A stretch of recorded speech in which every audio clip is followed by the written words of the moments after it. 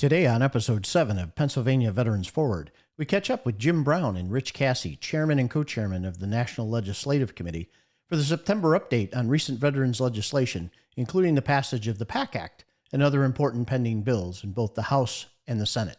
Jim and Rich are both headed to Washington, D.C. next week to attend the fall session of the National Legislative Conference to meet with the House and Senate legislators to advocate on Capitol Hill for bills H.R. 8736, governing accredited representatives, Defrauding the Benefits Act, and H.R. 1282, the Major Richard Starr Act. We're excited to have you here with us today, and let's get right to the show.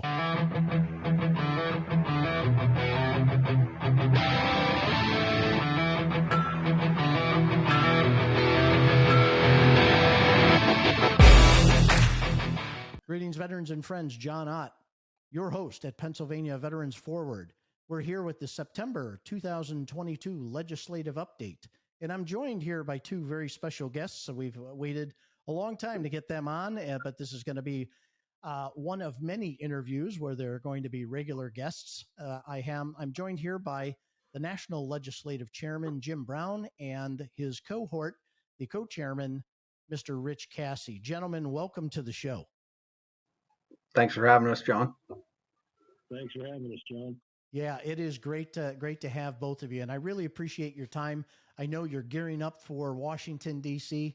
to go fight for veterans legislation and entitlements for veterans and all veterans, not just combat veterans. And we're going to talk a little and bit their about families. And their families. Yeah, that's a great. Thanks for pointing that out. That's right. That legislation many times goes on the families, or carries on through families as well. That's a great point, Jim. You guys are just incredible. I want to thank you very much for first and foremost your service and all of the time that you spend. And we're going to go into that about what your roles are and how much time you spend in each of these in each of these sessions as you go to DC twice a year. But there's so much that goes on behind the scenes, and excited to talk about that. But I want to get our listeners a little bit of time and get to know who Jim and Rich are. So, Jim, start us off, brother. All right. Well, again, my name is Jim Brown. I'm a 8-year Air Force veteran. I got my eligibility for the VFW through Bosnia, Kosovo, Saudi Arabia, and Korea. And I mean, that's pretty much me in a nutshell. I'm a laid back person. I didn't think I would I shouldn't say enjoy. I didn't think I would be a great candidate for this position because I'm an introvert. And but I'm glad I took it. It's a passion now, and I just roll with it. Oh, that's great. So you had the same crappy travel agent I did, right? You just started. Yeah. just bounced you around to all those places. Well, that's incredible. That's you've had a distinguished career, a distinguished military career. Now it's you and I have shared stories, off camera and things like that. It's I'm always impressed by the amount of work you did and what you did in the military. So very impressive, Jim. Thank you. And, likewise. Thank you. Rich Cassey, ladies and gentlemen. He's the co-chair. He lives. Jim lives on the west side of Pennsylvania, and Rich is here on the east side of Pennsylvania with me, not too far outside of Philadelphia. Rich, glad to have you on the show. A little bit about your background, brother. Thanks, John. Happy to be here. I did 33 years in the military. I did 6 in the Navy. I did 27 more in the Army. So 33 years combined service between active duty and reserves. I retired from active duty in 2015. I got my VFW eligibility in your favorite place, Operation El Dorado Canyon, at least for the first time. Right. How long was that? How long was that operation, Rich? I know you and I kid about that all the time. I believe it was 3 days. 3 days, shorter than the original Desert Storm, right? So, wow. It was way shorter than Desert Storm. Hey, a VFW comrade is a VFW comrade. Doesn't matter our eligibility. That's right. That's right. I I did feel bad, so I went back and I did a second tour in Iraq Oh, and made up for it. Veterans guilt. 3 days wasn't enough. I got to go back and do a couple Yeah, more. I gotta go do something to make it. It just doesn't feel right.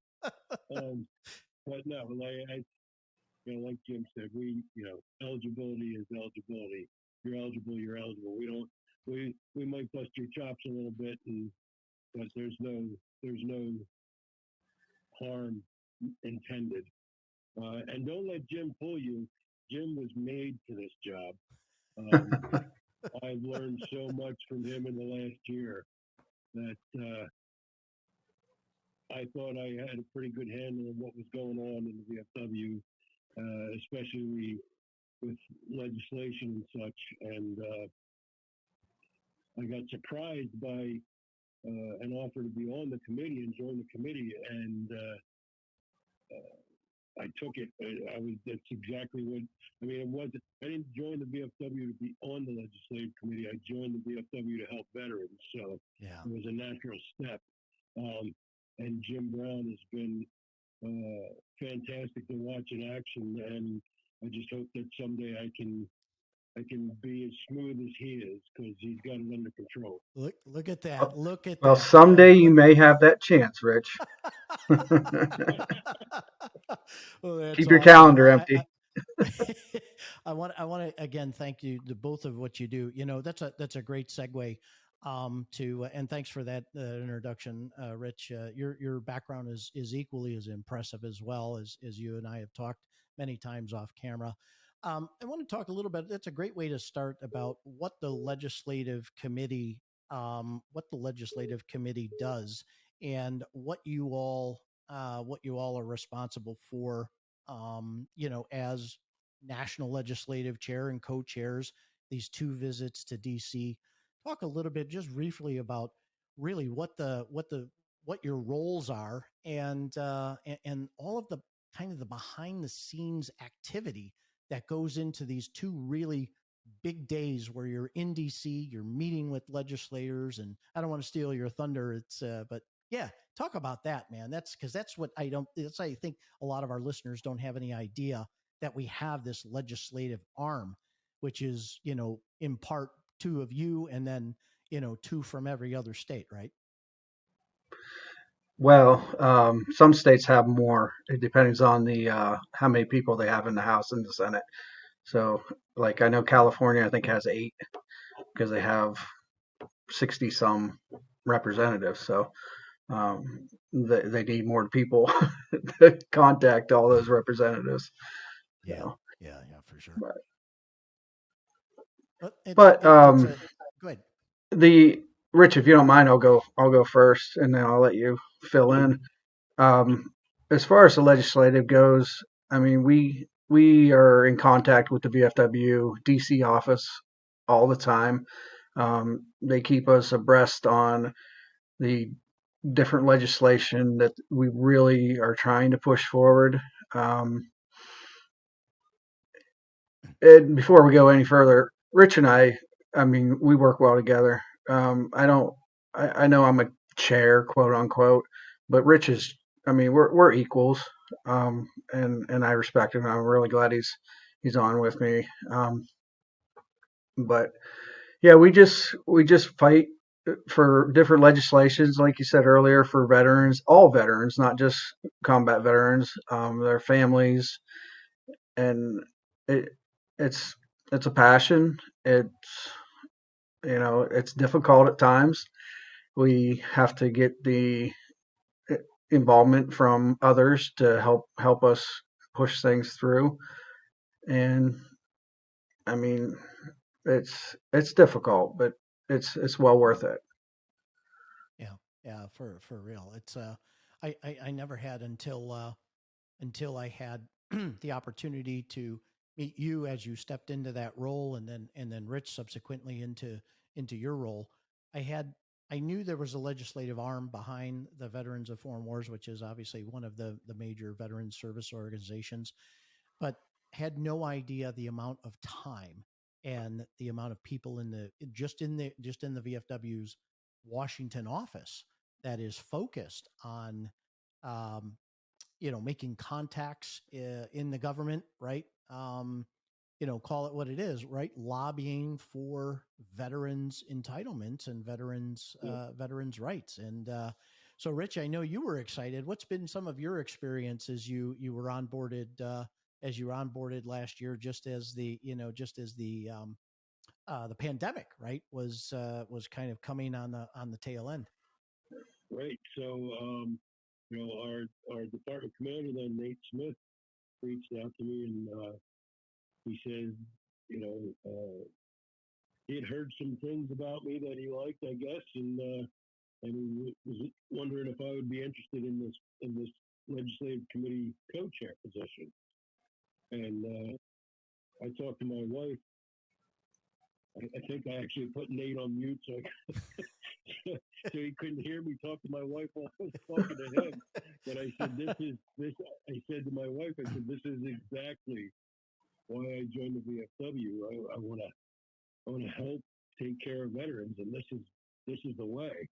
And so before Nate was even done, I had already decided in my head that I was going to accept the position. But my first introduction with it was, like you said, at the end of COVID, and things were starting to shake loose, but not quite there. And there was a little glimmer of hope that we might actually get to go to DC last year. And at the last minute, it was squashed. And so we did everything virtually. And when I say we did everything virtually, I mean all of the legislative committee members across the nation, plus everybody at VFW headquarters that's involved in it, plus everybody that's involved at department headquarters that's involved in it. We're on this giant Zoom meeting, and I think that's where I really was like, wow, this is so much bigger than I even realized. I was on a Zoom meeting with VFW headquarters that was like 3 pages long. Wow. With the little icons that they put up in the Zoom meeting. And I didn't realize at first. I was like, this can't be right. I hear people talking. And I don't see anything. And then I look at the bottom and it says like page 1 of 3. Sure. Yeah. That's a lot of people. That's a lot of people on one phone call, right? How do you get meaningful dialogue? But an incredible challenge, trying to talk to the legislators and the legislators and their staff, virtually. And I can tell you that I was fortunate to have the opportunity to be involved a few years ago, just prior to the pandemic, when it started. Jim, I think you had the opportunity to go to the legislative conference. So I kind of that's when we had met. the opportunity.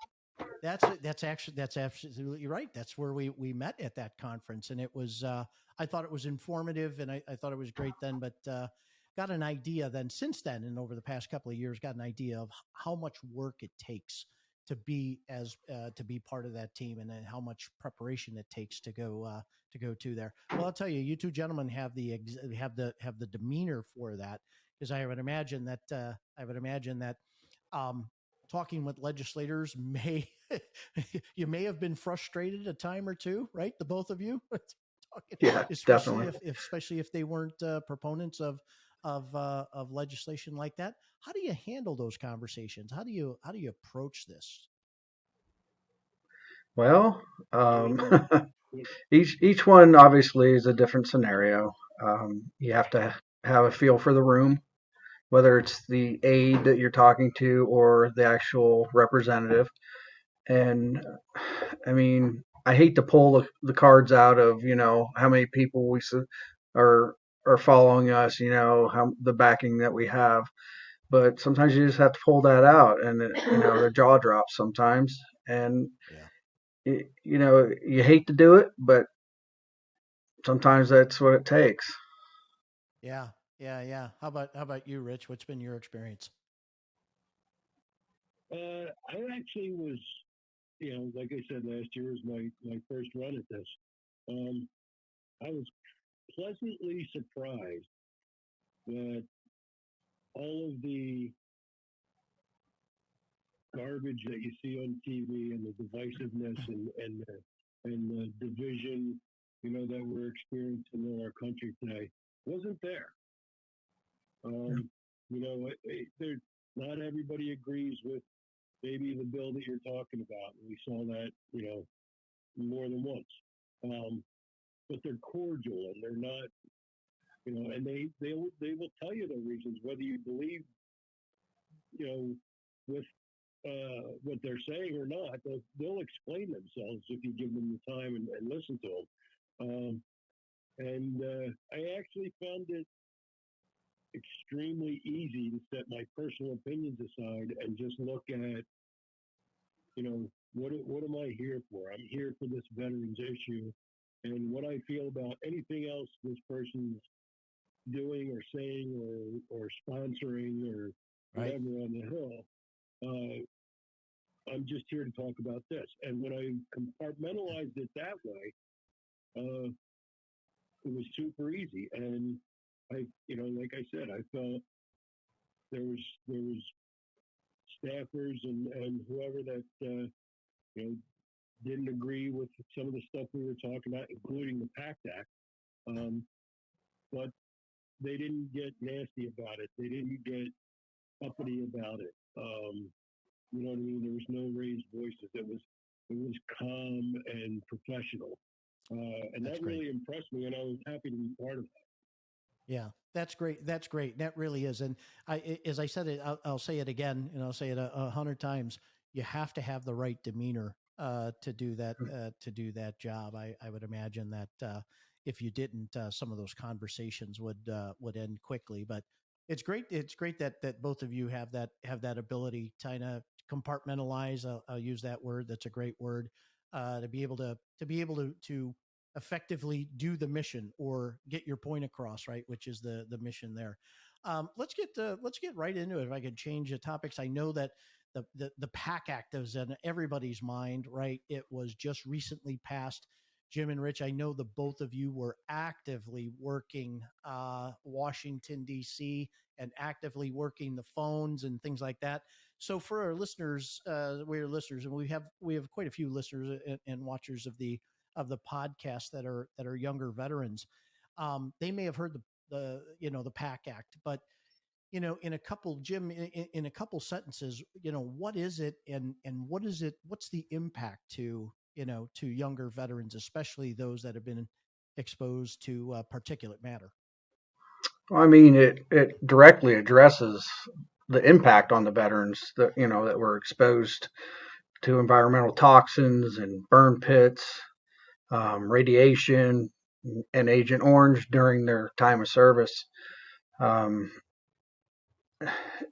I mean, oftentimes your illnesses don't come right away, and it could be 10, 20 years down the road before they manifest, and then you go into the VA and you try to get a rating for it, and they're like, well, it's not linked to it, and it's hard to prove that because it's been such a long period of time.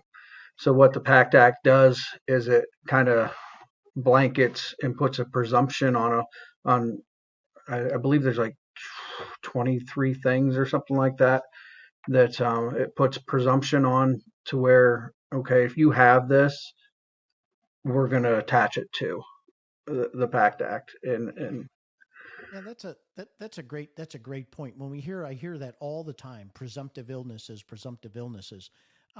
If you're a veteran, does this mean that and this may be a better posed to a service officer, right? We had right. we had Tom Applebach from the Lehigh County Director of Lehigh County Veterans and Military Affairs on the last episode talking about veteran service officers, what they do. But when we hear presumptive illnesses, is that if you have this illness and you were in a region at the specific time that the designated times that they've indicated that you're eligible for VA compensation potentially.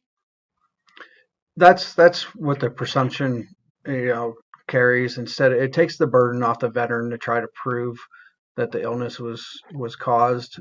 Because, like I said, I mean, it could be years down the road. And myself, I've had breathing issues, and they came about many, many years after I got out of service.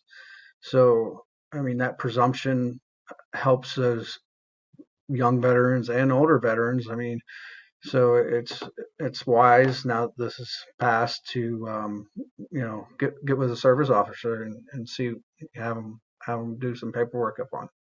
Yeah, yeah, this is that is something. And Rich, I know that you two were at the national convention when we saw the the VFW national commander, bring on John Stewart to help with the passing of the PACT Act, and we're passionate. What did you think of that experience, or what was going through your mind as you saw 5,000 people? We'll talk about Action Corps here in a moment, but 5,000 people, or maybe even more than that. I mean, 10,000 people, I think, were at that event total. Getting, with the passionate plea by the commander in chief of the Veteran Foreign Wars and John Stewart, asking them to flood their phones on Action Corps, and they even gave out. I believe they gave out Senator Toomey's personal cell phone number. What was going through your mind as it was going like that, Rich? I mean, that's what this is all about. I mean, you can't fight for something like this uh, passively. I mean, maybe that's the wrong word. You can't sit back and go, "Oh, can I please have this?" No, oh, okay. You know what I mean? You have to go after it, and the passion that the VFW leadership showed, and and John Stewart, who like him, don't like him. He's, as far as I'm concerned, he's all over the charts. But uh, the passion that he has for this particular case Yeah. uh, is spot on, and I think he's actually going to be. I think he's going to be on a VFW headquarters upcoming video here coming shortly. I think I saw that on their page today. But I mean, I think that shows you the passion that the VFW has for taking care of veterans. Like, if you can't look at 10,000 plus people and a world renowned comedian, talk show host, and feel all of the passion they were putting into that room and into that moment, um, that's what it's all about. And you mentioned the Action Corps and Senator Toomey. I think I'm on Senator Toomey's like ignoring this now. Right. I was. I think I called him too many times and emailed him too many times, and had my friends and family and host members do the same. But the Action Corps is incredible, and it's painless, and it's not one of those things that you sign up for and then you're just inundated with uh, advertisements and junk mail. It doesn't work like that. Um, you sign on to Action Corps, and it tells you, hey, this is important, and this is what your senators think about it, and here's your senator's contact information. And oh, by the way, we already wrote a letter that we think is going to address this the way you would, and you have the ability to edit the letter, and then you just hit the send button, and it's done. Yeah, that's fantastic. That's a And no I, better time to talk about Action Corps than now, when I'd say, hey, let's bring up the QR code. And Jim, you want to explain a little bit about why Action Corps is so important, especially when we talk about fighting for legislation, for veterans legislation, and benefits when you go to DC. Well, I mean, Rich touched on quite a bit of it. It's just, I mean, it's the backing, it's the numbers. That's what legislators care. They care about how many people are wanting something, and you know, and money. Obviously, they're always worried about money, but the health of a veteran should never come down to a dollar bill. Um, but the Action Corps is basically a one-stop link to know what we're working on a weekly basis on Capitol Hill. They send out a email every Monday, and it shows you the different things we're working on. it also gives you a POW MIA update, Yeah. which is really nice. And every now and then you'll get what's called an action alert, like you were saying earlier about the national convention. This is the second national convention I've been at that we basically shut the convention down to pull our phones out to Yeah. respond to our action alert. And when a legislator gets nailed with, you know, I mean, because it's around the world, when the legislator gets nailed with, 1.5 million people, you know, they usually listen. Usually, I say, not all of them do, but it's just the way for those of you out there to help Rich and I fight for this legislation, and I want to make it clear it's not just for combat veterans, it's not just for Yeah. veterans, it's not just for family of veterans, it is for anybody. I mean anybody 18 and older. Can I say rat's ass on here? Yeah, it's You for just did. anybody 18 and older that gives a rat's ass about veterans and their family. Yeah. So I highly encourage you signing up for Action Corps. It's free. Yes, I said free because everybody, nobody wants to spend any money. But all jokes aside, it's important, and we need to grow our ranks so that our voice is louder when we go to the Hill. Yeah, without a doubt. Ladies and gentlemen, and veterans and friends, you see the QR code on your screen. Scan that. Pause this podcast or pause this broadcast. Scan that code. Get registered for Action Corps. Anybody 18 or older in your entire household, have everybody get on there. This is what helps both Jim and Rich fight for veterans legislation and all of the hard work they do when they get to Washington D.C. So Action Corps, get on it now. It will help them greatly. So that was a great that was actually a great description of Action Corps. Can't say about that. And we'll have the Action Corps link and the QR code in the description of the show, as well as it will be on again at the end of the show as well. So you can stop the And broadcast and scan it with your phone. hey, John, if I could Yeah. just I think everybody should know that you can opt out of Action Corps at any time. Also, it's it's not hard. It's really simple.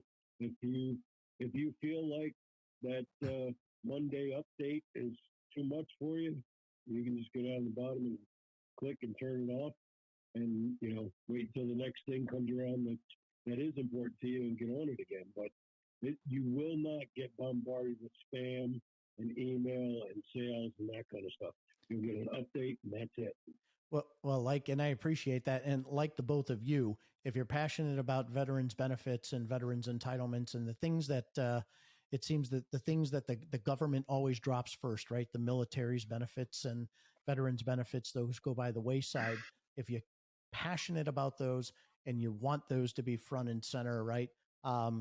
Me personally, I can't get enough of, especially I get excited when I see those Action Corps alerts, mostly because I know the both of you are out in front of that, and you're causing a lot of that. You're generating a lot of that traffic and interest. I wanted to talk about. I know you're upcoming next week. You're going to be in D.C. for 4 days. We talked about that just right before the show, and want to talk about a couple of bills that are upcoming that you've probably done some read ahead on and that you're going to be discussing with the legislators next week. HR 8736, which is governing unaccredited representatives defrauding the VA Benefits Act. Um, there has been a lot of discussion and a lot of just communication about defrauding even providers, accredited providers that file claims like we do, right, on behalf of veterans. All of a sudden now, and a lot of them are attorneys, right? There's quite a few law firms that are involved in this, but there are those that want to engage veterans or encourage veterans to enter into a lawsuit outside of filing claims to a VA, for the purposes of charging the veteran or taking a piece of the veteran's benefits, compensation benefits. I can't think of a more reprehensible act to do that, especially veterans that are hurting and entitled to compensation, who are ill, who are some of them who are severely ill. I can't think of a more reprehensible act, especially by an accredited, any accredited organization to do this. Talk a little bit about this one, and of course, the impact, right, that this would have to veterans that are fighting to try and get their compensation, especially those that are critically ill. Well, it really these these claim sharks, as we like to call them in the VFW, Yeah. it started right around when COVID hit because it was a little harder for our service officers and stuff to work with veterans, and they're unaccredited. The VA has set up standards, of accreditation, and and they don't meet those accreditations. So basically, what they're doing is they're filing claims, sure, but they're taking the money from the veteran. If the veteran gets an increase, they take money, um, and flat out they're charging them. We don't charge. Our service officers don't charge. They're accredited. They do specialized training. I believe this month they're going and doing a specialized training, and they're free. They know what they're talking about. These claim sharks, it's just bad for the veterans. It's bad for the families, and they take the money, the compensation that the veterans rightfully do. So, Rich, you got anything to add to that? I think we might have lost Rich temporarily, but Oh, but he'll be back. He'll be back momentarily. Yeah, the incredible. It's actually incredulous that somebody would who gave their life, who volunteered, to give up their life or give up their life, join the military. Not that you give up your life, but make the sacrifice in joining the military, put yourself deliberately in harm's way, and then for somebody then to say, you know what, we're going to try and take a piece of um, we're going to try and take a piece of what you are entitled to. Um, you know, we're going to take that from you, or we're going to take a piece of that. I just can't think of a more, um, just a more horrible way. And I think yes. I It's think, completely disgusting that they it, do it. And like I said, yeah, we have accredited VFW accredited service officers that are willing to help. Reach out to them. Other agencies, like that have accredited service officers and stuff. Make sure they're accredited. Don't go to these claim sharks. Don't pay for anything because it's free if you go to one of our service officers. yeah, it's just incredible. I think Rich is back on the line. You back with us, Rich? I am sorry about that. Oh, no worries at all. Glad we were just talking about the bill HR 8736, the governing unaccredited representatives defrauding the VA Benefits Act. Give us your take on this. Jim was quite clear, and I think we're aligned on this is a reprehensible act trying to take benefits that are rightly earned by veterans, especially those that have been in harm's way. What's your take? Yeah, so in my opinion, is it's completely predatory. Um, you're taking advantage of somebody who's at a low point in their life, whether it's because they need assistance or they can't find work for their injuries or whatever. It's completely predatory. And I know if you watch television in the last, I don't know, 30 days, uh, every other commercial is camping Zoom, right? Right. And about a month ago, or the last 6 months, every other commercial was the 3M hearing protection things. Yes. Uh, Yep. so what happens is you go out, you sign a contract, you call that number, they're going to give you a free, they always tell you they're going to give you a free this or a free that. We're going to look into your case for free. Then they're going to call you back and they're going to say, we can get this for you. And here's, if we get it for you, you don't pay us. Well, they're going to get it, but then you also risk the chance of passing on your VA benefits for that. Because the VA will consider that you've already been compensated. So you're going to get a portion, probably, of what you're actually entitled to. And the rest of it is going to go to this predator who's hanging out in the background waiting for you to call them. One of the biggest things that sticks out in my mind is when the PACT Act passed and all this Camp Lejeune stuff started, because Camp Lejeune is actually a separate section of its own in the PACT Act. One of the things that stuck out in my head was I saw this post online from a Marine at Lejeune, and he said, "Oh, great. Now all these people are going to jump to the head of the line, and I've been fighting for this for 7 years." That's not how it works, and he's a smart man for not succumbing to this. It's like vaudeville or a sideshow or something to me. Yeah. It's sickening, really. And the best advice I can give to any veteran is do not do anything without calling a VA certified claims consultant or a service officer. Yeah. Anything else, you're just giving money away. Yeah, that's a great point, Rich. And I was just about to ask you, and you mentioned it. You went right into it and said, what's the antidote for this? The antidote is get a hold of an accredited VA service officer in the state of Pennsylvania. Here we have accredited service officers from Pittsburgh all the way to Philadelphia, all the way down to Southern York County. Call us, call the department headquarters. And you actually don't need to be in the state. We can help any service officer, right, Jim? They can help any veteran, no matter their location in the Yeah, country. I mean they can help out of state. It's better if you stay within your, because it makes everything a little easier if you need to meet or whatever. But I know our service rep up here in Erie, she has helped and reached out to a few people over in Ohio. But yeah, I mean they're all in it together. They all have the same training. They're accredited. We'll use that word again, accredited. Yeah, Don't forget important. that. So that's very important. Yeah, those are great points, and I'll put in the description, ladies and gentlemen, and veterans and friends. In the description, I will put a link to the service officers here in Pennsylvania throughout the state as well as a link. One of the questions I know this is more one of the questions probably I should have asked Tom Applebach, but if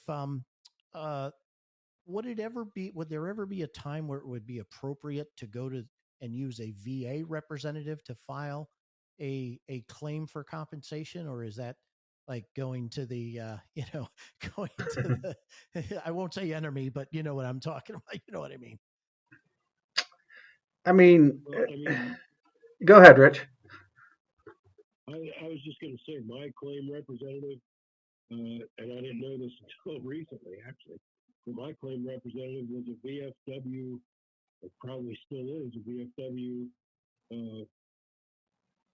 service officer, and I met him at a VA office in Coatesville at the Coatesville VA Hospital.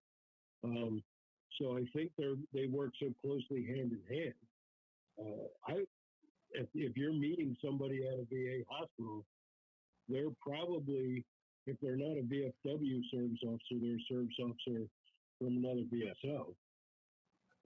Sure, and VSO being a veterans service organization such as the Veterans of Foreign Wars, the American Legion, Disabled American Veterans, and the list goes on. Right? Yeah, that's I always wanted to ask that one as well. Moving on to the next bill, I know that this is another bill that it's potentially a high impact bill, especially for our military retirees. Is HR 1282 and then Senate Bill 344, the Major Richard Starr Act. and it has to do with how retirees' compensation is calculated or is is provided by the Veterans Administration. What are the two or three key points on this one?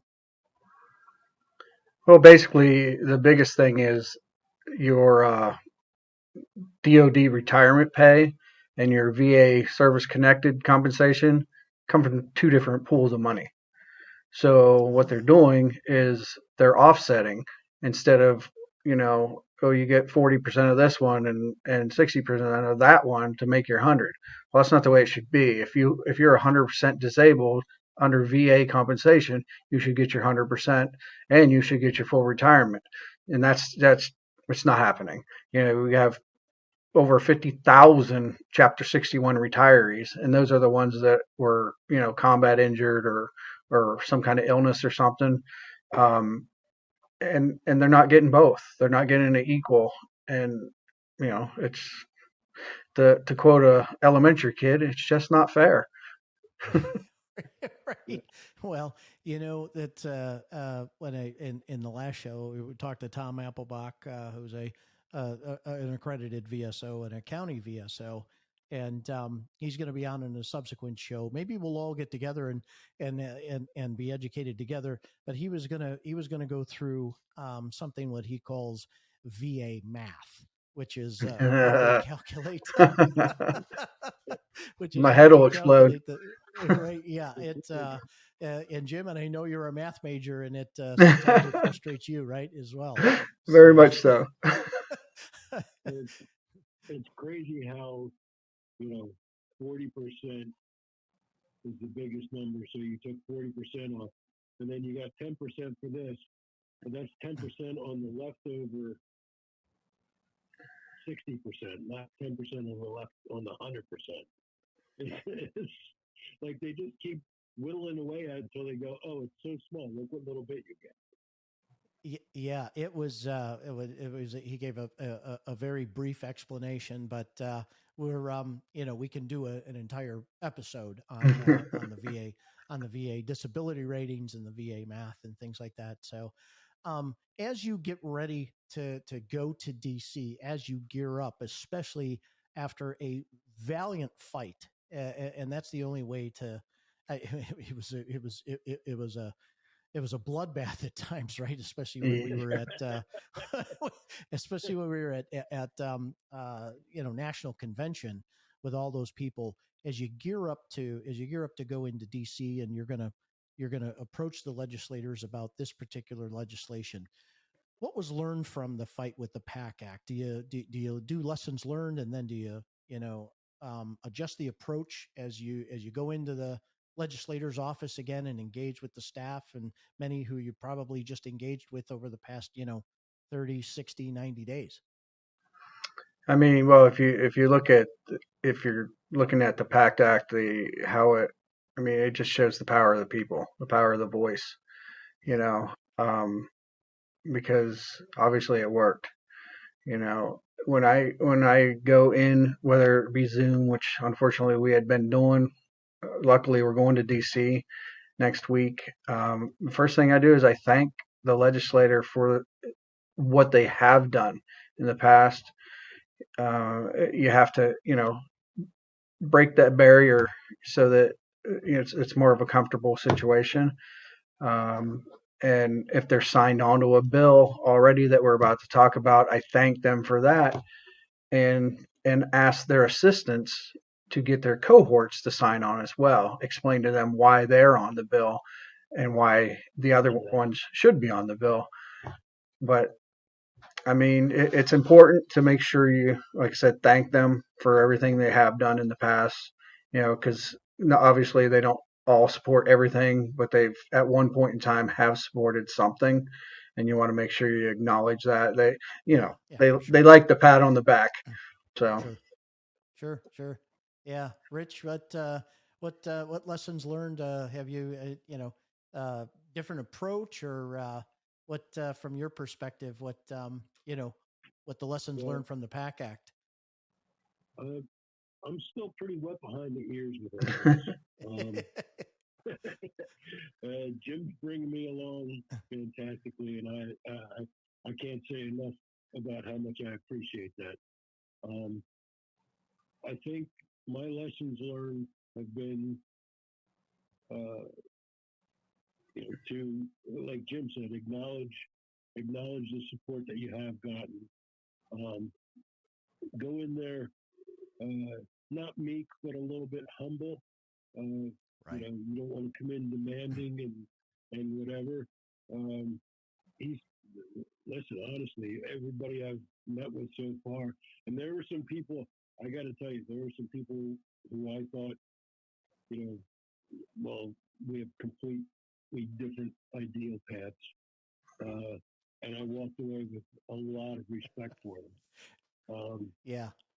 Because because the way they could handle themselves. So I guess my lesson learned going into this is just be calm, listen.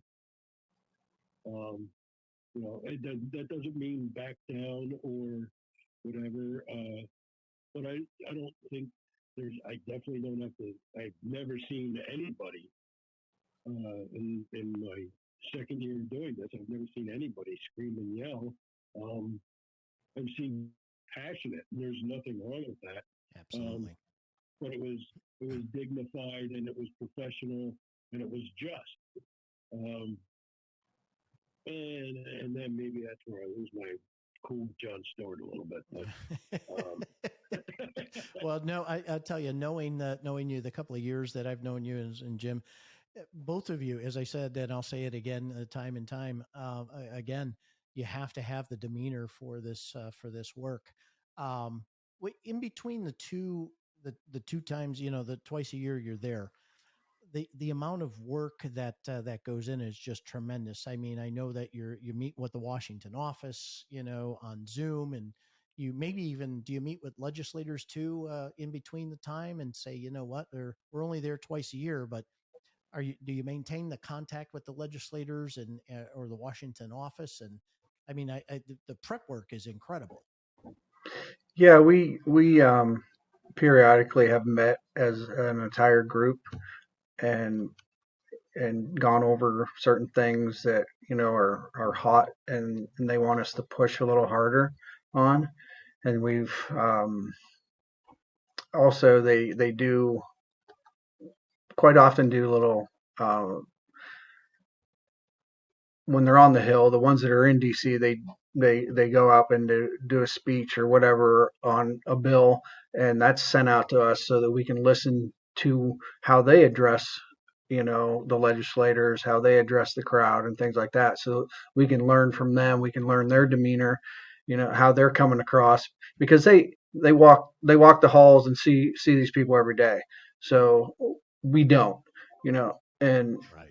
I'm just a country boy from the middle of nowhere. So when when I go to DC, it's quite the difference. So yeah, I mean, we do.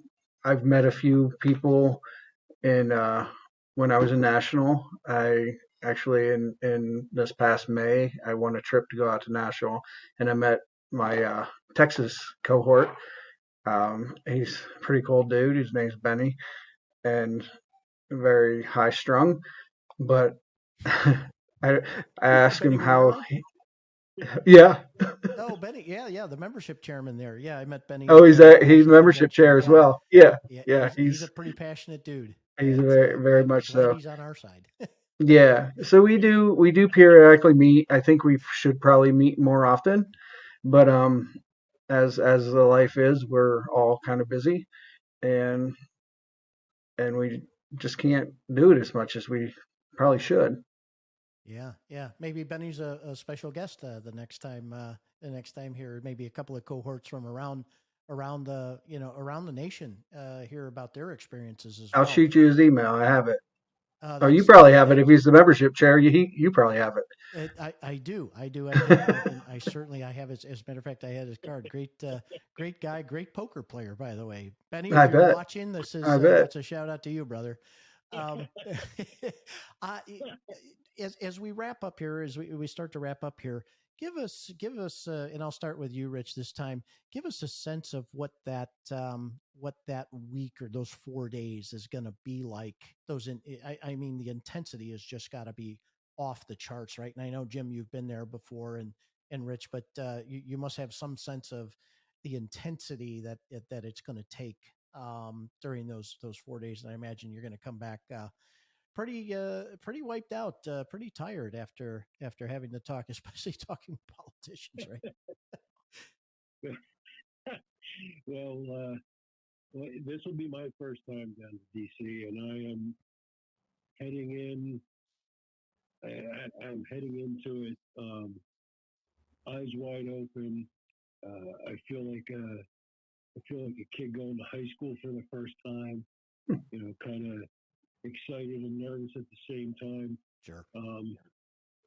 I I think about some of the people who I've talked to that have helped mentor me in this.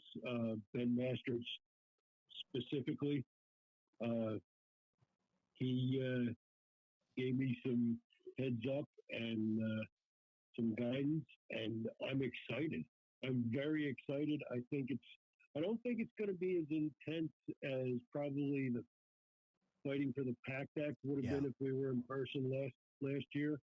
So I don't think it's going to be that intense. I'm kind of picturing it like a lot of thank yous and hey, we still have this stuff out here that's important to us. But I know Jim and I were both invited to the congressional reception to celebrate the signing of the PACT Act, and I'm really looking forward to that. That's fantastic. That's got to be, those are milestones in your life, right? To be able to not only fight for the legislation, but to have the privilege and honor of being there. Celebrate that you accomplished it. Yes. Yeah. Jim, what about you? What's the I know that there was always an excitement, amount of excitement, given your level of passion for this stuff. What's the game plan for the upcoming week? Drink lots of fluid, go to bed early. Bring your walking shoes, right? There's wear comfortable walking shoes. Yes, very much so. I mean, it's a whirlwind. You're bounced from one meeting to the next, and sometimes you're in one meeting in one building, and then you have to ask to get the underground shuttle to get the other building for a meeting over there. And I mean, it's fast paced. We some of the meetings that Rich and I will do together, there's a good chance that we'll have to split depending on, he'll do an office and I'll do an office at the same time, depending.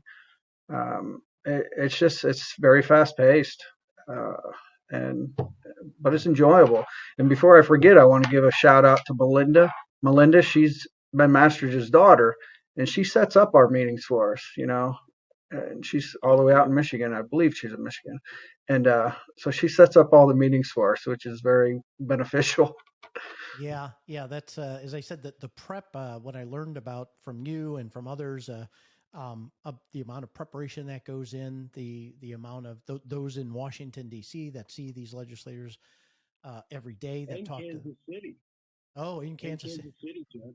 There's people. That's what I was telling you before we started that. So you have people at D.C. headquarters, you have people at national headquarters in Kansas City, plus all the departments, plus all the legislative committee members, plus all the other people behind the scenes, like Melinda. And this is a huge machine here. Yeah, fighting for legislation for veterans, the entitlements, the things that veterans have earned, because we have put ourselves in harm's way voluntarily. Well, many of us voluntarily, right? I mean, there's Vietnam vets that were drafted and things like that, but nonetheless, however you got there, you put yourself on the line, and it is perhaps we'll get some of those folks on the next episode or next legislative update, and we'll talk about some of those folks who work in those offices and do the heavy lifting, the daily heavy lifting, right? So listen, I want to thank both of you for your time and your time today, and just the incredible amount of work that you all do to make this happen and fight for every veteran, no matter whether they're combat veteran or non-combat veteran, to get them their entitlements and their the compensation that they deserve. And it's a noble, it's a very noble. I consider it a very noble purpose. And I want to thank both of you gentlemen, not only for your service, but for what you do for veterans each and every day. So we're looking forward to the September or the October update, rather, when you all return and tell us great things that happened during your visit. So we'll put up at the end of the show, I'll put up the the Action Corps QR code again, and we'll take a look at that. But gentlemen, I want to thank you very much for your time.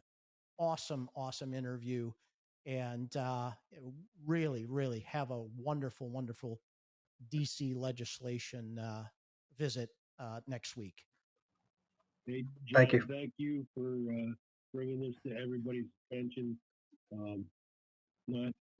I'm not thanking you for putting me on the air so much as getting the information out there to, as we used to say in the Army, getting the word to Joe. Right. So this is important. What you're doing is important, and you're doing a great job of it. And I appreciate being part of that. I know Jim does. And Jim, I will see you in D.C., brother. Yep. See you on Monday. Yes. Ladies and gentlemen, we thank you for your time. Thank you for listening and watching. I'm John Ott on behalf of the Veterans of Foreign Wars, Department of Pennsylvania, Commander Henry Manella, and the staff at the headquarters of the VFW in the state of Pennsylvania. This is Pennsylvania Veterans Forward, and we look forward to seeing you on the next episode.